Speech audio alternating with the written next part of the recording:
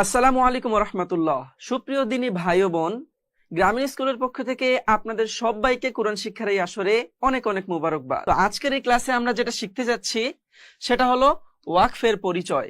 ওয়াকফ কাকে বলে, কি নিয়মে ওয়াকফ পড়তে হয়, এই সব কিছুই আমরা আজকের ক্লাসে জানার চেষ্টা করবো ইনশাল্লাহ। দেখুন, ওয়াকফ মানে থামা। ওয়াকফ মানে থামা। ওয়াকফ শব্দের অর্থ কি এটা আমরা প্রথম লাইনটিতে কিন্তু বুঝে গেলাম। ওয়াকফ মানে থামা। আরবি আয়াতের শেষে একটি থামার চিহ্ন থাকে। এই থামার জায়গায় বিশেষ নিয়মে থামতে হয়। একটু যদি আপনি লক্ষ্য করেন, এখানে কিন্তু প্রত্যেকটি শব্দের শেষে একটি করে গোল চিহ্ন দেওয়া আছে। এই গোল চিহ্নগুলোই কিন্তু মূলত ওয়াকফের চিহ্ন। এই চিহ্নগুলো যেখানে থাকবে আমাদেরকে বুঝে নিতে হবে এই জায়গায় আমাদেরকে থামতে হবে, কারণ ওয়াকফের চিহ্ন থাকার মানেই হচ্ছে থামা। তো এগুলোতে আমি ছোট ছোট শব্দ ব্যবহার করেছি। মূলত কুরআনের আয়াতে এরকম বড় বড় আয়াত দেওয়া থাকে এবং তার শেষে কিন্তু এরকম চিহ্ন দেওয়া থাকে। তো এই চিহ্নগুলোতে আমাদেরকে থামতে হবে। আর শুধুমাত্র থামলেই হবে না, থামার সময় এই জায়গায় একটি বিশেষ নিয়মে থামতে হয়। সেই নিয়মটি আমরা শিখব।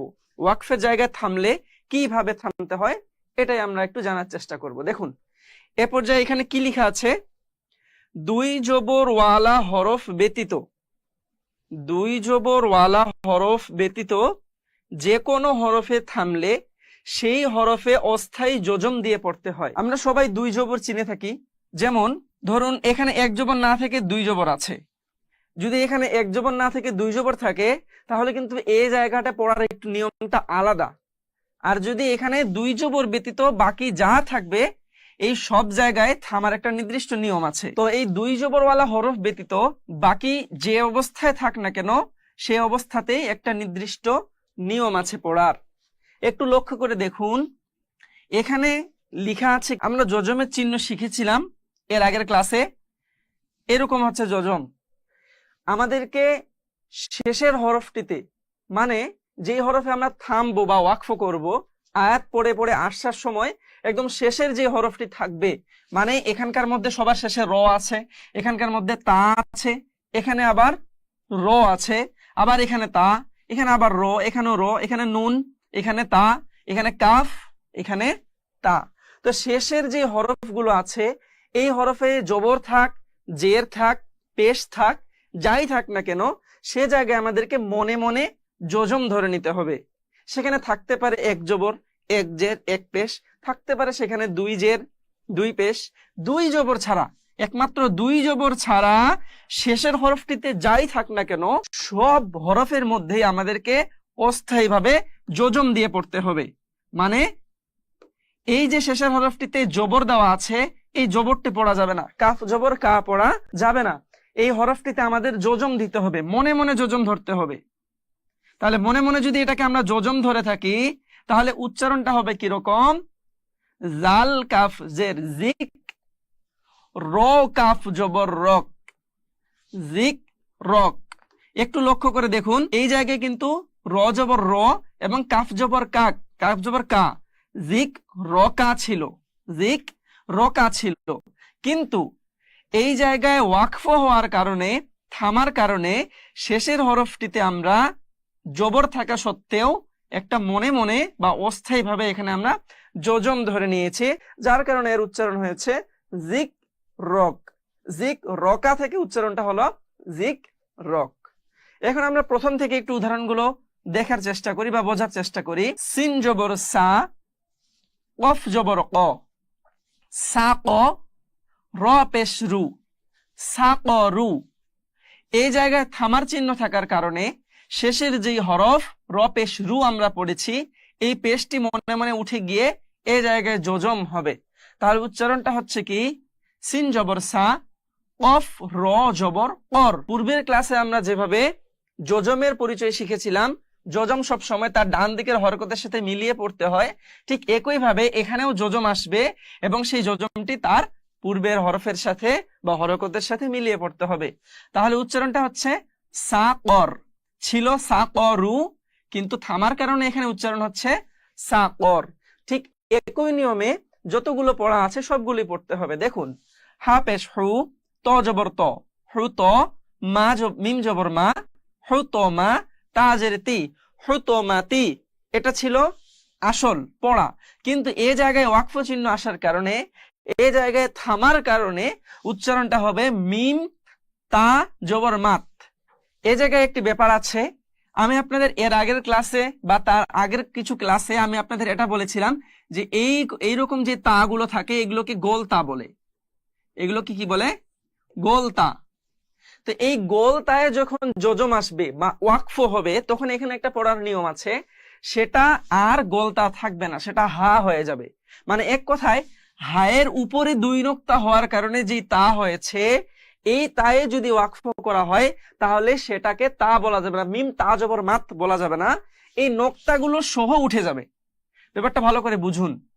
এই জায়গায় আমরা মূলত করতেছিলাম কি, এর আগে আমরা এখানের জের যে এখানে আছে এই জেরটা উঠাই দিয়ে এখানে যজম দিতাম মনে মনে, মানে ওয়াকফ পড়ার যে নিয়মটি, এখানে জের উঠাই দিয়ে আমরা এখানে যজম মনে মনে ধরতাম।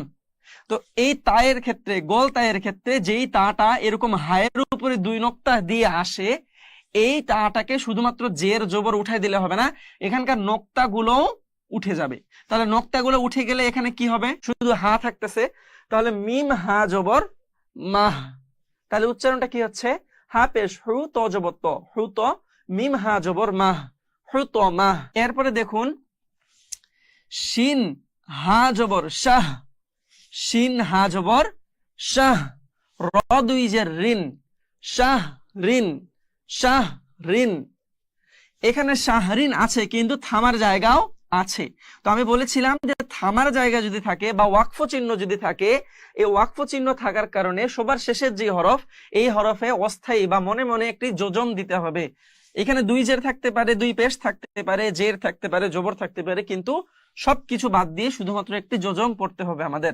তাহলে এখানে শিন হাজবার শাহ ছিল, এখন শেষে র লেগে যাবে, শাহর, শাহর, শেষে রোটা উচ্চারণ করতে হবে, শাহর, শাহর, এভাবে উচ্চারণ করতে হবে। এরপরে বা জবর বা, র জবর র, বারো, আবার র জবর র, বারো র, তা দুই জের তিন, বারো র তিন। কিন্তু এখানে দেখুন থামলে বারো রত, বারো রত উচ্চারণ আমাদের সাধারণভাবে আসতেছে, কিন্তু একটু আগে যে আমি বুঝাইলাম যে হায়ের উপরে দুই নোক্তা দিয়ে যেই তা গুলো তৈরি হয়, এই তায়ে যদি আমরা ওয়াকফ করি বা থামি তাহলে সেই তায়ের নোক্তা গুলো উঠে যায়। তাহলে নোক্তা গুলো উঠে গেলে থাকলো শুধু হা, তাহলে র হা জবর রহ, তাহলে উচ্চারণটা দাঁড়াচ্ছে বা র রহ, বা র রত পড়া যাবে না, পড়তে হবে বা র রহ, এভাবে পড়তে হবে। তারপরে দেখুন ওয়াল আম জবর ওয়াল, কফ জবর ক, ওয়াল ক, মিম জবর মা, রজের রি, ওয়াল কমারি। কিন্তু এই জায়গায় ওয়াকফ থাকার কারণে ওয়াল কমার, মিম র জবর মার, ওয়াল কমার উচ্চারণ হবে।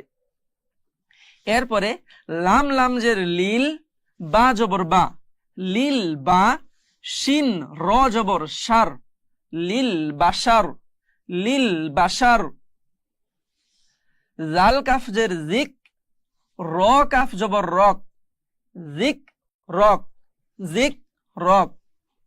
এরপরে সিন জবর সা, ফা জবর ফা, সাফা, র হা জবর রহ, সাফা রহ, এই দুই নোক্তা উঠে যাবে, সাফা রহ। এরপরে হামজা কাফ জবর আক, র জবর র, আক র, মিন নুন জবর মান, আক রমান, আক রমান।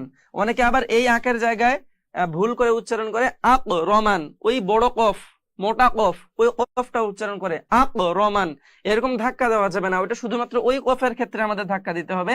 এই জায়গায় নর্মাল ভাবে পড়তে হবে আক রমান, আক রমান। এরপরে দেখুন শেষে কি আছে, তা জাল জবর তাজ, কাফ জের কি, তাজ কি, র হা জবর রহ, তাজ কি রহ, এখানে একটা জের হবে সম্ভবত, তাজ কি রহ, তাজ কি রহ, এখানকারও দুই নোক্তা উঠে যাবে। তাহলে মোটামুটি বোঝা গেল ওয়াকফ চিহ্নগুলোর ব্যবহার আমরা কিভাবে করব, যে জায়গায় থামার চিহ্ন আছে এই জায়গাগুলো কিভাবে পড়তে হবে, মোটামুটি আমরা এখান থেকে কিন্তু বুঝে গেলাম। তো আজকের ক্লাসের যে মূল বিষয় ছিল ওয়াকফের পরিচয়, এটা আমরা খুব ভালোভাবে বুঝে গিয়েছি আশা করি ইনশাআল্লাহ। তো আজকের ক্লাস এই পর্যন্তই। দেখা হচ্ছে আপনাদের সাথে এর পরের ক্লাসে ইনশাআল্লাহ। ততক্ষণ পর্যন্ত ভালো থাকুন, সুস্থ থাকুন। আসসালামু আলাইকুম ওয়া রাহমাতুল্লাহ।